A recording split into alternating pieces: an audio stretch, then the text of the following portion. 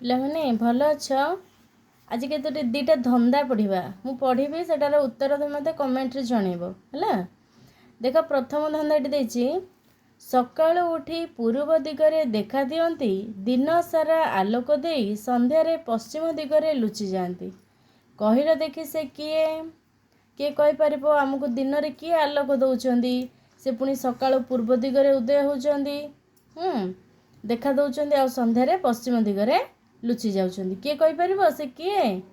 ସୂର୍ଯ୍ୟ ହେଲା। ଦ୍ୱିତୀୟ ଧନ୍ଦାଟି ଦେଖ, ପରିବା ସିଏ ଲାଗଇ ପିତା।